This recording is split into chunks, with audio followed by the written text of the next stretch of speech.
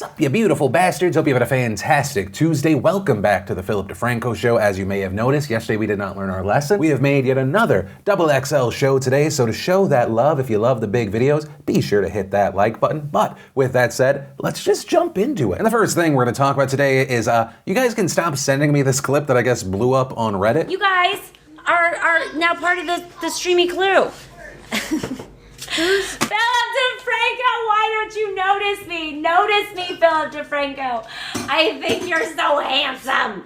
You have a husband! that little boy has his dad's back, and I respect that. So one, that wasn't actually me. If I'm on Twitch, I just use my old DeFranco Games account. But also two, consider yourself noticed. Hello. Anyway, moving on. And then let's talk about Joaquin Phoenix and the new Joker movie. And so for those unfamiliar, next week, Warner Brothers is releasing a film called Joker, which is a standalone film based on the Batman villain. And reportedly the movie depicts him as a failed stand-up comedian who's been cast aside from society, right? He starts to spiral into these violent acts that ultimately lead him to become the Joker. And there's been a ton of buzz around this movie. It's expected to do amazing at the box office. People are even talking about a few Oscar nominations. And while the film has already been met with acclaim, it's taken top prize at the Venice Film Festival, it's also been met with some criticism. And that's because, at least in part, there are many that think that the story of a man who sees himself as an outcast descending into violence looks a little bit too familiar to those who perpetrate mass killings today. With some also saying that this film not only starts to glorify this violence, but also asks the audience to begin to sympathize with its creator. For example, we saw Vanity Fair's review of the film say, quote, "It may be irresponsible propaganda for the very men it pathologizes." You also had IndieWire calling it a toxic rallying cry for self-pitying incels. Right, so it was already getting kind of this fair amount of controversy heading into its opening. And so the criticism around this line of thinking is now making headlines today because the family members of the victims of the 2012 shooting in Aurora, Colorado wrote to Warner Brothers CEO Ann Sarnoff. Which it's worth noting here, Joker actually won't be screened in the remodeled version of the theater where that tragic shooting took place. But the letter that they wrote addresses gun violence in America, how Joker plays into it, and how the production company can take a major stand. That letter was obtained and printed in full by Variety and starts off, "Dear Ann Sarnoff, we are the family members and friends of the 12 people killed at the Century 16 movie theater in Aurora, Colorado at a screening of The Dark Knight Rises on July 20th, 2012. This tragic event, perpetrated by a socially isolated individual who felt wronged by society, has changed the course of our lives. As a result, we have committed ourselves to ensuring that no other family ever has to go through the absolute hell we have experienced and the pain we continue to live with. Trust us, it does not go away." When we learned that Warner Brothers was releasing a movie called Joker that presents the character as a protagonist with a sympathetic origin story, it gave us pause. We want to be clear that we support your right to free speech and free expression. But as anyone who has ever seen a comic book movie can tell you, with great power comes great responsibility. That's why we're calling on you to use your massive platform and influence to join us in our fight to build safer communities with fewer guns. The letter then goes on to note that companies like Walmart and CVS have taken their own actions against gun violence and asked them to do the same, specifically requesting that they stop contributing to candidates who take money from the NRA and vote against gun reform, use their own political clout in Congress to lobby for gun reform, and to donate to survivor funds and gun violence intervention programs. And that letter is signed by 5 people who either lost a relative or were related to a witness of the shooting. And with this, The Hollywood Reporter spoke to some of the people who signed this letter. You had Sandy Phillips, who lost her daughter, say, "I don't need to see a picture of the person who committed the shooting. I just need to see a Joker promo and I see a picture of the killer." And adding, "My worry is that one person who may be out there, and who knows if it is just one, who is on the edge, who is wanting to be a mass shooter, may be encouraged by this movie, and that terrifies me." Though, regarding that, not everyone who worked on this letter believes that there is a correlation between film violence and real-world violence. For example, Igor Volsky, executive director of Guns Down America, who advised the family members on this letter, was quoted in Variety saying, "I generally follow the science on this stuff, and the science has repeatedly found no link between violent movies and real-world violent crime. That's the reality of the situation. The real issue isn't violence and what Hollywood makes, it's that it's incredibly easy to obtain firearms in America." And, you know, this debate, the concerns around this movie were also in the past week brought to Joaquin Phoenix. For example, on Friday, The Telegraph published an interview with Joaquin Phoenix, who plays the Joker. And reportedly, when he was asked about this, he walked out of the interview and didn't come back until the writer spent an hour negotiating with the Warner Brothers PR team. The writer, critic Robbie Collins, said that he asked Phoenix, quote, "Aren't you worried that this film might perversely end up inspiring exactly the kind of people it's about with potentially tragic results?" And it appeared that Phoenix had never considered this angle, responding, "Why? Why would you? No."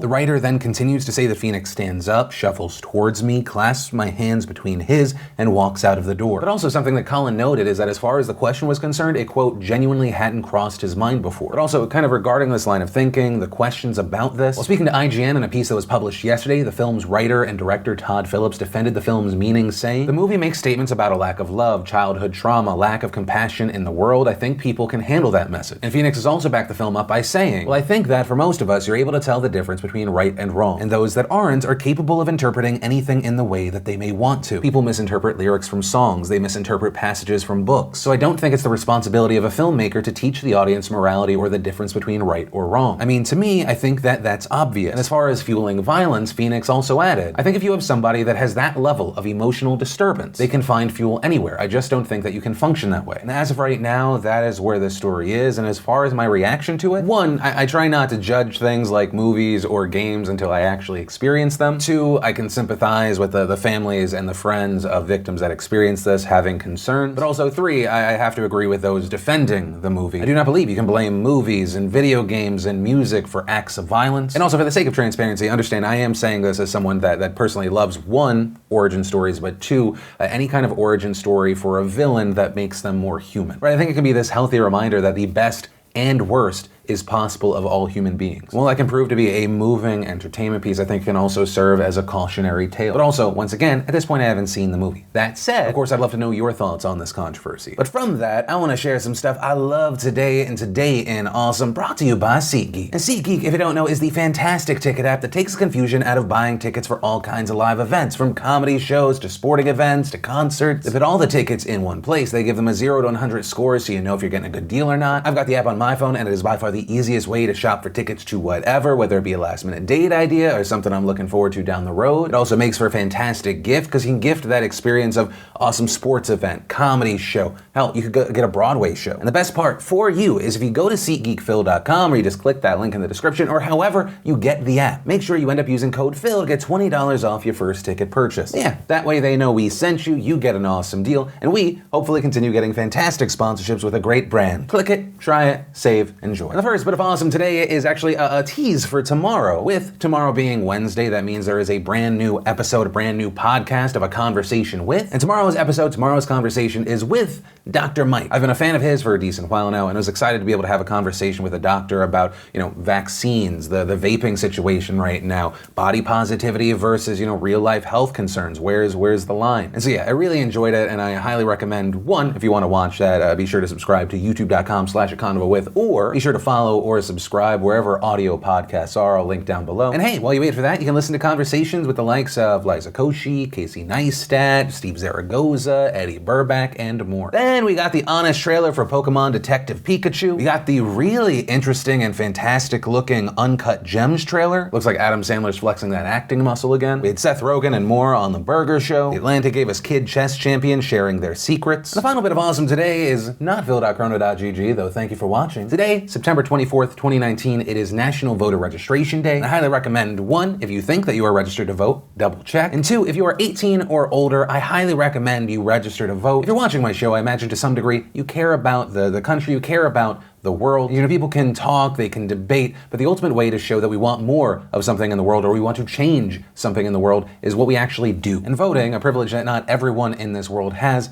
is one of the easiest ways to do so. And of course, as always, I love to remind people that, this upcoming election, it's more than just the President of the United States. There's stuff for Congress, there's stuff far more local. Yeah, just a push and a nudge from your friend Philip DeFranco. And if you want to see the full versions of everything I just shared, the secret link of the day, really anything at all, links as always are in the description down below. Then a quick update regarding the Donald Trump, Biden, Ukraine situation that we talked about yesterday. If you're unfamiliar with what I'm talking about, watch yesterday's show. According to reports from Axios, Democratic chairs of the House Intelligence, Oversight, and Foreign Affairs Committee sent a letter to White House counsel on Tuesday demanding that the Trump administration turn over documents related to the president's alleged attempts to pressure the Ukrainian government to investigate Joe Biden by Thursday. We also saw reports that Joe Biden would back the impeachment of President Trump if the White House refused to comply with requests for information from Congress. We also saw reports that President Trump confirmed that he did withhold nearly $400 million from Ukraine, but claiming that, this wasn't any kind of quid pro quo, wasn't extortion or anything related to Biden, but rather saying it's because he wanted other European nations to contribute, saying, I want other countries to put up money. I think it's unfair that we put up the money. Then people called me, they said, oh, let it go, and I let it go, we paid the money. The money was paid, but very importantly, Germany, France, other countries should put up money, and that's been my complaint from the beginning. Although regarding that, people pointed to as recently as yesterday, him saying that he was nervous about the money because of corruption. And then probably the biggest update to the story, like I said yesterday, there was nothing bad on the phone call with Ukraine's president, just release the transcript. You know, he said he wants to release the transcript. Some on his team, they're kind of shy about releasing it. So regarding that today, we saw Trump say that he has authorized the release tomorrow of the complete, fully declassified and unredacted transcript of my phone call conversation with President Zelensky of Ukraine. So, as I said yesterday, this will be extremely helpful since reportedly the whistleblower complaint did not have, quote, first-hand knowledge according to some sources. And so like I said yesterday, this is what I've been looking for. That said, according to the Axios report on this, some Democrats are worried that the transcript will be treated as a replacement for releasing the full whistleblower complaint, which reportedly involves a series of events beyond just the call that allegedly involves Trump and Ukraine. You also had Virginia Congressman Don Beyer tweeting, "Not good enough. The word of a man who drew on a weather map with a Sharpie and lied to the American people thousands of times is not going to cut it. Congress must receive the whistleblower documents and hear their testimony." Which regarding, right, the altering of like a tape or a transcript, some noted that that was done to the Nixon tapes during Watergate. And so we'll be waiting to see what happens next there. And actually, some more updates. This was supposed to just be a kind of a quickie mention. One, regarding the Ukraine whistleblower and this potentially being more than a phone call, it's being reported that the Ukraine whistleblower wants to speak with the House and Senate Intel committees. And two, it's being reported that as this video goes up and or right after, House Speaker Nancy Pelosi is expected to announce a formal impeachment inquiry of Trump. So there's that. And then let's talk about some major updates concerning Brexit and the UK's parliament. And so, before touching the updates, I always try to kind of boil down what you need to know and understand that as an oversimplification here. You know, a few weeks ago, we told you how Prime Minister Boris Johnson asked the Queen to suspend Parliament, which added another week to an already scheduled recess, and Johnson had said that he was doing this to create a, quote, new, bold, and ambitious domestic agenda. But critics said this was actually an attempt by Johnson to potentially go through with a no-deal Brexit, which, in the past, Johnson has said that he will go through with Brexit by the current October 31st deadline with or without a deal. So, you then had opposition lawmakers working to stop Johnson. We saw them pass a bill that would bar him from going through with a no deal. We also saw them pass an order for Johnson to release his private communications about his Brexit plans, and you also had Johnson not once but twice calling for elections. Elections that would open up all 650 seats in the House of Commons 3 years early. Notably here, that would also have included his own position as Prime Minister, but Johnson ended up failing to get enough votes both times. And ultimately, Parliament was suspended on September 9th, with it being scheduled to resume on October 14th. And so what we ended up actually seeing is that right after Johnson announced the suspension, you had the move being challenged in a Scottish court. There, it was ruled to be unlawful. Following that, Johnson's government then appealed that ruling, thus sending it to the UK Supreme Court. And all of that brings us to today, where their Supreme Court voted unanimously to rule the suspension unlawful, void, and of no effect. And as far as its reasoning here, the court's president, Lady Brenda Hale, said, "It prevented Parliament from carrying out its constitutional role for 5 out of the possible 8 weeks between the end of the summer recess and exit day on the 31st of October. Parliament, and in particular the House of Commons, as the elected representatives of the people, has a right to a voice in how that change comes about." Right, and so basically what she's saying here is that the suspension was a political move to block Parliament from debating Brexit. And also a note of massive significance here, many are interpreting that this ruling suggests that Johnson misled the Queen, though the court stopped short of directly saying that. And also, it's important to note here how unusual this entire case is. Unlike the United States, where we frequently use courts to review government decision, that's not really the case in the UK, which is why you may have seen other news outlets calling this ruling unprecedented. Now, following the Supreme Court decision, we saw Johnson respond. I strongly disagree with this decision of the Supreme Court. I have utmost respect for our judiciary. I don't think this was the right decision. But at the same time, Johnson said that he would respect the court's decision, also saying that the UK would be out of the European Union by the end of October. This once again notably despite the new law barring Johnson from executing a no deal. However, and this is really big here, Johnson actually has the ability to again ask the Queen to suspend Parliament. And today, he hinted at the possibility of doing just that. Also, following the Supreme Court decision, we saw Speaker of the House of Commons John Bercow saying that Parliament will reconvene tomorrow. MPs are now expected to hold emergency debates. Another potentially big thing here is that this suspension would have essentially deleted any pending bills that weren't passed before lawmakers left. But now those bills are back on the table, and reportedly some of those include Brexit-related legislation concerning immigration, fisheries, and agriculture. Also today we're seeing a fresh wave of backlash and calls for Boris Johnson to resign. You had Boris lied to the Queen trending on Twitter. Notably, you had multiple lawmakers calling on Johnson to resign. This including Labour Party leader Jeremy Corbyn, who said that he was inviting Johnson to be the UK's shortest-serving PM. It demonstrates a contempt for democracy and an abuse of power by him. I will be in touch immediately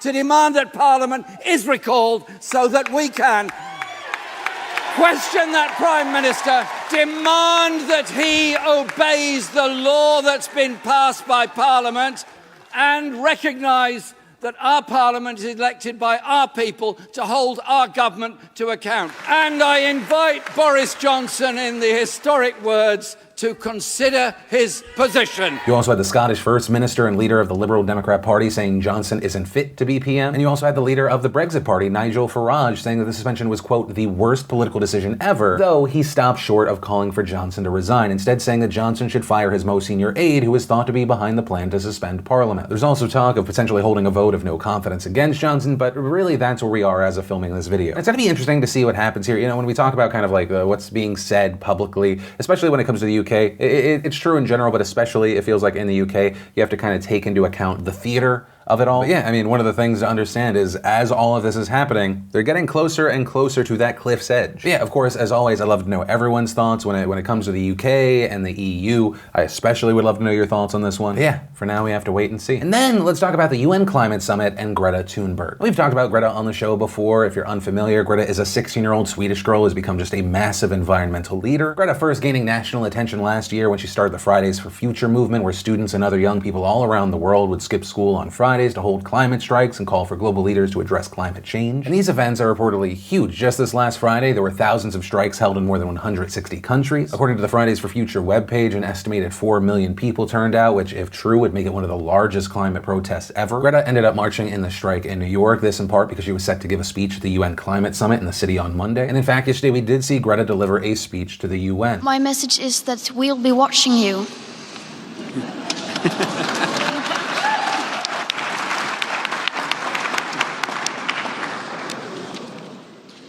This is all wrong.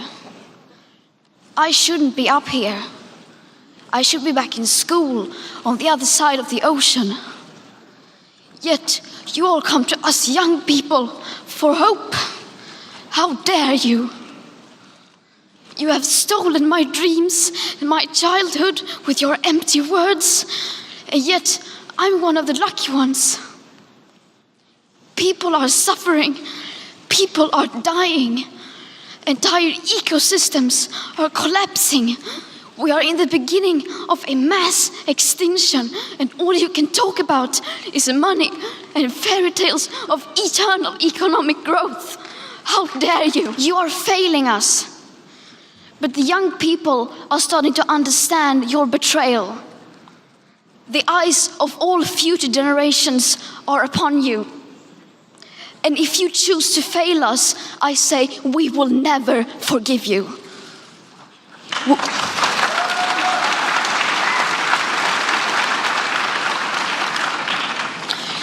We will not let you get away with this. Right here, right now, is where we draw the line. The world is waking up.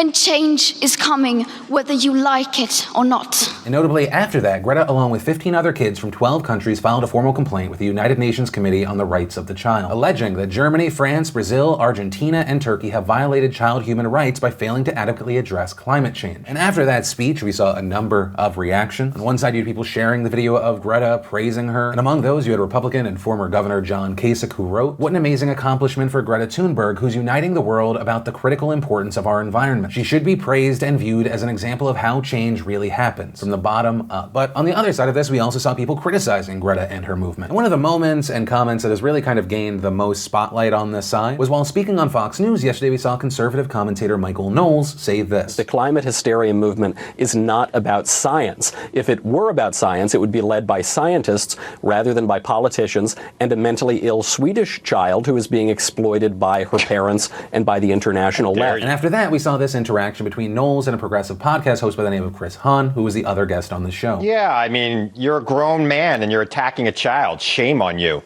She's trying to do what she thinks is right. And by the way, now relax, skinny boy. I got this. Okay, you're attacking a child. You're a grown man. Have some couth. I'm not. I'm attacking the left for exploiting. Hahn then asks Knowles to apologize, and Knowles says this. I think the international left and her parents, who are exploiting a girl with many mental illnesses. You called her mentally ill. Take it back now. She is mentally ill. Take it back now. She is mentally ill. She has autism. She has obsessive compulsive disorder. She has selective mutism. She had depression. You are despicable. Her mother. And after that interview, we saw a number of people condemning Knowles. Some pointing out that Greta has been very vocal about the fact that she has Asperger's, something she has embraced and referred to as her superpower. Autism organizations also condemn Knowles' remarks, like the executive director of the Autistic Self-Advocacy Network, who said in a statement to The Hollywood Reporter, "It's absolutely unconscionable to attack someone for their disability, especially when that person is a child. History is full of autistic people and people with other cognitive disabilities who were and are compelling, credible activists and leaders. Greta is a part of that tradition, and our community is lucky to have her, period." We also saw Fox News later apologize for the incident, telling The Washington Post in a statement, "The comment made by Michael Knowles, who is a guest on the story tonight, was disgraceful. We apologize to Greta Thunberg and to our viewers," and also adding that the network had no plans to book Knowles again. But even with this, Knowles still doubled down and defended himself on Twitter, writing, "There is nothing shameful about living with mental disorders. Your suggestion to the contrary is not only wrong but deeply offensive. Did Greta's mother insult her when she wrote a book describing the child's struggles with mental and developmental disorders?" And later adding, "Children should never be exploited for political purposes, and mentally ill children are particularly vulnerable." But like I said, that was kind of just one of the main moments that had gained a lot of spotlight. Some of the other ones that have now gained traction, you had Fox News host Laura Ingraham showing part of Greta's speech to the UN and then comparing her to the movie Children of the Corn. Anyone else find that chilling?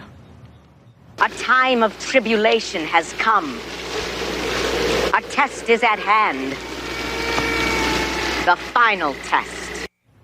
I can't wait for Stephen King's sequel, Children of the Climate. Interestingly, that remark got a lot of backlash from people, including Ingram's own brother, who tweeted, "Clearly my sister's paycheck is more important than the world her 3 adopted kids will inherit. I can no longer apologize for a sibling who I no longer recognize. I can and will continue to call out the monstrous behavior and the bully commentary born out of anger." You also had conservative commentator Dinesh D'Souza getting a lot of heat for comparing Greta to a Nazi this weekend, tweeting, "Children, notably Nordic white girls with braids and red cheeks, were often used in Nazi propaganda. Looks like today's progressive left is still learning its game from an earlier left in the 1930s. And we also saw President Trump chiming in with a tweet, which people have said seems to make fun of Greta by sharing a video of her speech on Twitter with the caption, "She seems like a very happy young girl looking forward to a bright and wonderful future. So nice to see." To which it appears that Greta responded by changing her bio to "a very happy young girl looking forward to a bright and wonderful future." Which is fantastic news for those of you that had the President of the United States and a 16-year-old girl beefing and trolling each other on Twitter on your 2019 bingo card. But yeah, that's where we are with this one, and of course, I'd love to know your thoughts on it. And that's where I'm going to end today's show. And hey, if you liked today's video, let us know. Hit that like button. Also, if you're new here, you want more of these daily dives into the news, be sure to hit that subscribe button. Definitely tap that bell to turn on notifications. Also, if you're not 100% filled in, you can check out kind of this random behind the scenes video I put out yesterday, or maybe you just missed yesterday's Philip DeFranco show, you want to catch up, you can click or tap right there to watch either of those. But with that said, of course, as always, my name's Philip DeFranco. You've just been filled in. I love yo faces, and I'll see you tomorrow.